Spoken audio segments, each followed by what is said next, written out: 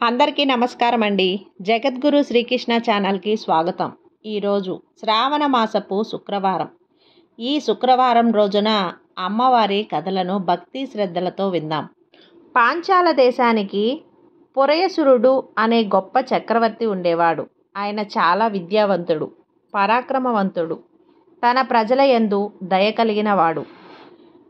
ఇలా ఉండగా చాలా వైభవంగా రాజ్యపాలన చేసేవాడు. చక్రవర్తికి సహజంగా ఉండే గుణాలు పుష్కలంగా ఉన్నందువలన రాజ్య ప్రజలు కూడా ఆయనను దైవంగా భావించేవారు. కాలక్రమంలో రాజ్యంలో చాలా పెద్ద కరువు వచ్చింది. పంటలు పండడం లేదు. వర్తకుల వ్యాపారం కూడా సరిగ్గా సాగేది కాదు. రాజ్యం చాలా చిన్నాభిన్నం అయిపోయింది. ఇదంతా రాజు ప్రబద్ధమే. రాజు అదృష్టం సరిగ్గా లేదు, అందుకే మాకు ఇలా జరుగుతోంది అని ప్రజలు కూడా అనుకుంటూ ఉన్నారు. రాజు తన వద్ద ఉన్నదంతా ప్రజలకు ఇచ్చి పరిస్థితి చక్కదిద్దడానికి ప్రయత్నిస్తున్నాడు. కానీ రాజు వైభవం మొత్తం ఖాళీ అయినా కూడా పరిస్థితులు మాత్రం సరిపోవటం లేదు. ఇలా కొన్నాళ్లకు రాజభవనంలో ఉన్న వైభవాలన్నీ ఖాళీ అయిపోయాయి. పనివాళ్ళు కూడా వెళ్ళిపోయారు. మంది మార్బలం అంతా వాళ్ళని వదిలి వెళ్ళిపోయారు. రాజు రాణి తప్ప భవనంలో ఇంకెవరూ మిగలలేదు. ఈ పురయసుడికి శత్రువులే ఉండేవారు కాదు. కానీ రాజ్యం ఖాళీ అయ్యాక ఆ శత్రురాజులు సమంతకు తామే పుట్టుకొచ్చారు. ఉన్నట్టుండి ఒకరోజు తమ రాజ్యం పైన దాడి చేశారు. ఒక్కసారిగా తమ పైన శత్రురాజులు చేసిన దాడికి రాజు ఏమీ చేయలేక వాళ్ళ చేతికి చిక్కకుండా తన భార్య ప్రాణాలను కాపాడుకుంటే చాలు అని తన భార్యను తీసుకొని ఎవరికీ తెలియకుండా సురంగ మార్గంలో బయటికి వెళ్ళిపోయి తమ ప్రాణాలను కాపాడుకున్నాడు. ఇద్దరూ కలిసి ఒక అడవిలో చేరుకున్నారు. ఇన్నాళ్ళు చాలా వైభవంగా బ్రతికిన వాళ్ళు అడవిలో చాలా భయంకరమైన కష్టాలు అనుభవించారు. భార్యాభర్తలు ఇద్దరూ చాలా బాధలు అనుభవిస్తున్నారు. ఎప్పుడూ కాయకష్టం చేయని శరీరం ఇప్పుడు పోషణ కోసం కష్టపడాల్సి వస్తుంది. క్రూర మృగాల నుంచి రక్షించుకోవాల్సి వస్తుంది. క్షణక్షణం భయపడుతూ జీవించాల్సిన పరిస్థితి వచ్చింది. అడవిలో కష్టపడుతున్నది ఎవరు చూసినా వీళ్ళని మాత్రం మాట్లాడించే వాళ్ళు లేరు. పూర్వం మనల్ని పరిపాలించిన రాజు అని కూడా ఎవరూ గుర్తించడం లేదు. కనీస మానవత్వంతో సాటి మనిషి అనే భావనతో అయినా ఎవ్వరూ మాట్లాడించడం లేదు. అంతకు మించి చూసిన వాళ్ళందరూ చీదరించుకుంటూ వెళ్తున్నారు. మా పరిస్థితి ఇలా ఎందుకు అనుకుంటూ రోజూ బాధపడుతూ జీవితం అలాగే సాగిస్తూ ఉన్నారు. ఇలా 56 సంవత్సరాలు గడిచిపోయాయి. వాళ్ళిద్దరూ తమకు ప్రతిరోజు భగవంతుణ్ణి ప్రార్థిస్తున్నారు. మాకు తెలిసినంత వరకు మేము ఇంతవరకు ఒకరిని కూడా బాధ పెట్టలేదు. చేతనైతే సహాయమే చేశాము. కానీ ఒకరితో కూడా పౌరుషంగా కూడా మాట్లాడలేదు. మాకెందుకు ఈ గతి పట్టించావు తల్లి? మమ్మల్ని చూసేవాళ్ళు ఒక్కరూ లేరమ్మా. నాకు సహాయం చేయటం అటుంచి కనీసం పలకరించే దాత కూడా లేడు. మనుషుల పలకరింపు కోసం మేమంతగా మొహం వాచిపోయామేమో మాకే తెలుసు. మేము ప్రాణాలు పోగొట్టుకుంటున్నా కూడా అది కూడా మాకు చేత కావటం లేదు. ఎందుకంటే తెలిసి ప్రాణాలు పోగొట్టుకోకూడదు అని చదువుకున్న మా జ్ఞానం మమ్మల్ని ఆ పని చేయనీయటం లేదు అని ఇద్దరూ బాధపడుతూ ఉంటారు. అమ్మవారిని పూజిస్తూ అమ్మవారి నామస్మరణ చేస్తూ ఇలా వేడుకుంటూ ఉంటారు. వీళ్ళ ప్రార్థన విన్న ఆ లక్ష్మీదేవి వీళ్ళ పైన దయ కలిగిందేమో.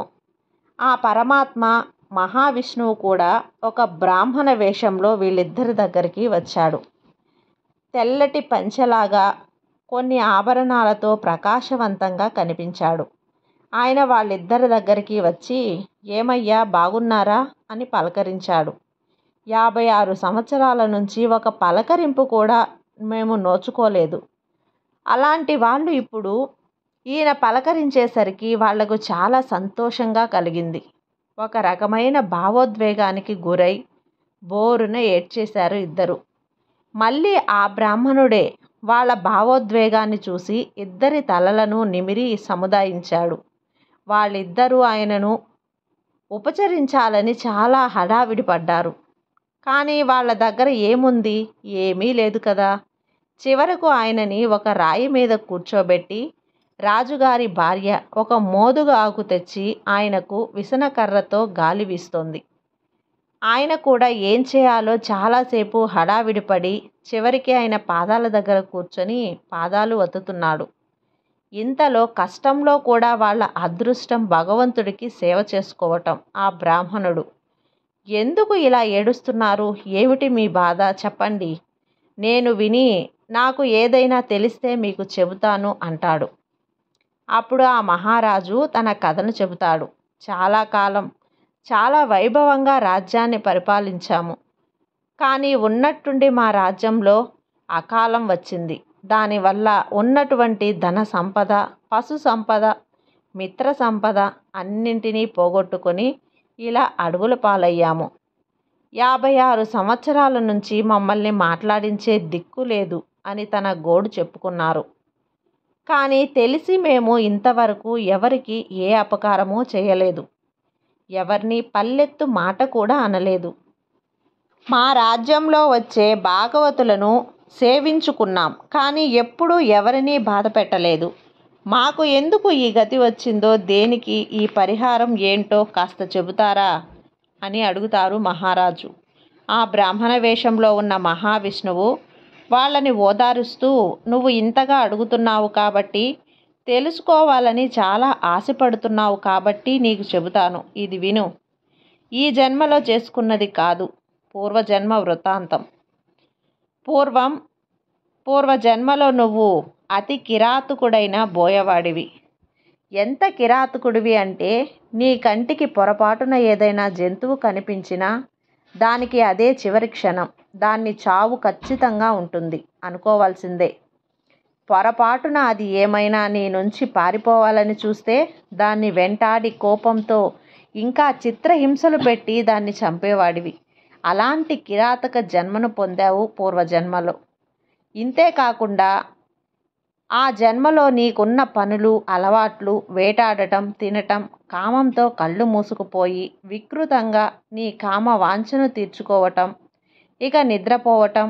నీ కామవాంఛను ఎవరైనా తీర్చకుండా ఎదిరిస్తే వాళ్ళని కూడా చిత్రహింసలు, నరకయాతనలు పెట్టి చంపేవాడివి. నీ అకృత్యాలు నీకే చాలకపోయేవి. అడవిలో చేసిన ఆకృత్యాలు చాలవు అని చుట్టుపక్కల ఊర్లపైన పడటం ప్రారంభించావు. వాళ్లను కూడా అకారణంగా హింసించేవాడివి. వాళ్ళ దగ్గర ఉన్నవన్నీ దోచుకునేవాడివి. ఎవరి జోలికి వెళ్లకుండా వాళ్ళంతకు వాళ్ళు జీవించే సాధువులను కూడా హింసించేవాడివి. అందుకే నిన్ను ఈ జన్మలో ఎవ్వరూ కనీసం పలకరించడం కూడా లేదు. నువ్వు హింసించేటప్పుడు పిల్లలు, పెద్దవాళ్ళు అనే భేదభావం లేకుండా అందరినీ హింసించావు. పసిపిల్లలను కూడా క్రూరంగా హింసించిన మీకు పిల్లలు కూడా పుట్టలేదు. అందుకే ప్రాణాలను వేటాడేటప్పుడు కూడా గర్భంతో ఉన్న ప్రాణాలను చంపకూడదు అన్న నియమం ఉంది. నువ్వు ఆ ప్రాణులను కూడా చంపుతూ తిన్నావు. అది తన కష్టాలకు ఉన్న కారణాలన్నీ చెప్తూ వచ్చాడు. బ్రాహ్మణుడు దేశంలో ఉన్న శ్రీ మహావిష్ణువు అని విన్న మహారాజుకు ఒక అనుమానం కలిగింది. స్వామి, పూర్వజన్మలో ఇన్ని తప్పులు చేసినా నాకు ఇంకా భయంకరమైన జన్మ కలగాలి కదా. కానీ నేను రాజువంశంలో పుట్టి పెళ్ళి అయ్యి చక్రవర్తిగా సుమారు 25 ఏళ్ళు పరిపాలించాను. నా పాలన వలన నాకు శిక్షణ పడితే నా పాపాల వలన అంతటి భోగాలు ఎందుకు నాకు లభించాయి అని అడుగుతాడు ఆ మహారాజు. ఇంతవరకు నువ్వు చేసిన పాపాలే చెప్పాను కదా, పూర్తిగా అన్నీ విను. విషయం నీకే అర్థమవుతుంది. దానికి కూడా కారణం ఉంది, చెబుతాను విను అంటూ ఆ బ్రాహ్మణుడు, నువ్వు ఇలాగే వేటాడడానికి అడవికి వెళ్ళిన ఒకరోజు అడవిలో 3 బాటసారులు వెళ్తున్నారు. 2 వైశ్యులు, 1 సాధువు. ఆ 3 కలిసి అడవిలో ప్రయాణం చేస్తున్నారు. ఆ వైశ్యులు 2 చాలా పెద్ద వ్యాపారస్తులు. వాళ్ళు వ్యాపారం చేసుకొని వచ్చిన డబ్బు తీసుకొని వాళ్ళ ఊరికి వెళ్తున్నారు. వాళ్ళ చేతిలో డబ్బుల మూటలు కూడా ఉన్నాయి. నువ్వు వేట కోసం ఒక బాగా కబురుగా ఉన్న విశాలమైన చెట్టు పైన కూర్చున్నావు. ఆ చెట్టు పైన నువ్వు ఉన్నావని ఎవరికీ తెలియదు. అలా ఈ విధంగా ధనుర్బాణాలు ధరించి చెట్టుపైన వేట కోసం కూర్చున్నాడు. వాళ్లకు బోయవాడు అన్న విషయం తెలియక ఆ చెట్టు కింద సేద తీర్చడానికి వచ్చి నిల్చున్నారు. వాళ్ళు వచ్చి నిల్చున్న తర్వాత నువ్వు అక్కడ ఏదో ఒక ప్రాణి వచ్చింది అని దాన్ని మట్టు పెట్టడానికి చెట్టుపై నుంచి వేగంగా వాళ్ళ ముందుకు దూకావు. భయంకరంగా ఉన్న నీ రూపం చూసి వాళ్ళ ముగ్గురు చాలా చాలా భయపడ్డారు. వాళ్ళ ప్రాణాలు ఎలాగైనా కాపాడుకోవడానికి వేగంగా పరిగెత్తారు. నువ్వు కూడా వాళ్ళ వెంట చాలా వేగంగా పరిగెత్తావు. అందులో ఒక వైశ్యుణ్ణి పట్టుకొని అతడి దగ్గర ఉన్న ధనాన్ని బొడ్డులో దాచుకొని అతన్ని క్రూరంగా చంపేశావు. అది గమనించిన రెండో వైశ్యుడు తన దగ్గర ఉన్న ధనాన్ని ఒక పొదలో పరవేసి భయంతో తన ప్రాణాలు ఎలాగైనా కాపాడుకోవాలని పరిగెత్తాడు. ఆ సాధువు అది చూశాడు. ఆయన కూడా పరిగెడుతూ ఆ పొదల దగ్గరే సొమ్మసిల్లి పడిపోయాడు. నువ్వు ఆ డబ్బులు పారేయటం చూశావు, కానీ అది ఎక్కడ పడిందో నువ్వు గమనించలేదు. కానీ డబ్బు ఎక్కడ పడిందో ఆ బ్రాహ్మణుడు చూశాడు. ఆ విషయం నీకు కూడా తెలుసు. ఇప్పుడు ఆ వైశ్యుణ్ణి వెంట పడితే ప్రయోజనం లేదు కాబట్టి ఆ బ్రాహ్మణుడి దగ్గర ఏముందో చూశాడు. ఆ బ్రాహ్మణుడి వంటి మీద బంగారం కూడా లేదు. ఆయన దగ్గర డబ్బు కూడా లేదు. సాధువు కదా, ఏది పెట్టుకోలేదు. ఆయన దగ్గర ఉన్న ఒక భిక్ష పాత్ర కూడా పగిలిపోయింది. ఏమీ లేకపోయినా బ్రాహ్మణుణ్ణి లేపితే ఆ డబ్బు ఎక్కడ ఉందో తెలుస్తుంది అని ఒక క్రూరమైన కిరాతకుడవైన నువ్వే చుట్టుపక్కల వెతికి నీళ్లు తీసుకువచ్చి ఆ బ్రాహ్మణుడి పైన చిలికావు. ఇంకా అక్కడ ఉన్న ఆకులు తీసుకొని గాలి వీచావు. కాళ్ళు రుద్ది అతనికి స్పృహ వస్తే చాలు అని నీకు తెలియకుండానే ఆయనకు ఉపచారం చేశావు. నీకు తెలియకుండానే ఆయనకు సేవ చేశావు. నీ సేవ వల్ల ఆయనకు మెలకువ వచ్చింది. కానీ ఎందుకు మెలకువ వచ్చిందా అన్నట్లుగా నీ రూపం ఆయనను చాలా భయపెడుతోంది. కిరాతకుడివి కదా, నీకు సంతోషం వచ్చినా కోపం వచ్చినా ఒకలాగే అట్టహాసంగా నవ్వుతావు. నీ నవ్వు చూసి ఆయన చాలా భయపడి వణికిపోతున్నాడు. చివరికి ఆయన వణుకు చూసి నీ క్రూరత్వాన్ని నువ్వే కొంచెం తగ్గించుకొని, నా వల్ల నీకు మీ ప్రాణాలకు భయం ఏమీ లేదు, భయపడకండి అని ధైర్యం చెప్పావు. నాకు కావలసింది డబ్బు మూట. ఎక్కడ ఉందో తెలుసుకోవటం. మీ ప్రాణాలు తీసుకొని నేనేం చేసుకుంటాను చెప్పు. అది ఎక్కడుందో చెప్తే మిమ్మల్ని ఏమీ చెయ్యను అని అన్నావు. ఆ బ్రాహ్మణుడు భయంగానే ఆ పొదల వైపు చూపించి అక్కడే ఉంది డబ్బు మూట అని చెప్పాడు. బోయవాడు, అదే నువ్వు వెళ్ళి తెచ్చుకున్నావు. నీకు అదేమో మంచి బుద్ధి వచ్చిందో ఏమో తెలియదు, కానీ నువ్వు ఆ సాధువుని చంపలేదు. తర్వాత ఆయనతో మిమ్మల్ని నేనేమీ చెయ్యను, నాకు ఆ వైశ్యుణ్ణి చంపిన ఆహారం మిన్న రక్షక భటులు నన్ను పట్టుకోవడానికి ఇటువైపు వస్తున్నారు. ఆ అలజడి నాకు తెలుస్తోంది. మీరు కూడా వెళ్ళిపోండి. ఇటువైపు వెళ్ళకండి. ఇటువైపు ఒక క్రూర జంతువులు ఉంటాయి. ఇంకొక వైపు కూడా చూపించి అటు వెళ్ళకండి, దారి తప్పిపోతారు. ఇంకొక దిక్కు చూపించి ఇటు వెళితే 100 అడుగుల తర్వాత మంచినీటి చెరువు దొరుకుతుంది. అక్కడ మంచినీళ్లు తాగండి. మంచినీటి చెరువుకు పడమరగా ఇంకొక 100 మైళ్ళు వెళ్ళండి. మీకు మంచి పళ్ళ వృక్షాలు దొరుకుతాయి. తిని మీ ఆకలి తీర్చుకోండి. తర్వాత తూర్పుకు ఇంకొక 100 అడుగులు వెళ్ళండి. మీకు మంచి పళ్ళ వృక్షాలు దొరుకుతాయి. తిని మీ ఆకలి తీర్చుకోండి.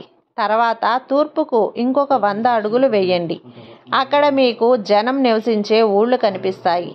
అక్కడ నుంచి వాళ్ళని కలిసి మీరు వెళ్ళాల్సిన చోటికి సులభంగా వెళ్ళిపోవచ్చు అని చెప్పి చూపించావు. నీకు తెలియకుండానే ఒక ఆసక్తుడైన వ్యక్తికి సేవలు చేసి నీళ్లు చల్లి, కాళ్ళు వత్తి, గాలి వీచి, తనకు ధైర్యం చెప్పి, తనకు నీళ్లు ఎక్కడ దొరుకుతాయో, ఎక్కడ దొరుకుతుందో, ఎలా సేద తీరాలో, గమ్యాన్ని ఎలా చేరాలో దారి చూపించావు.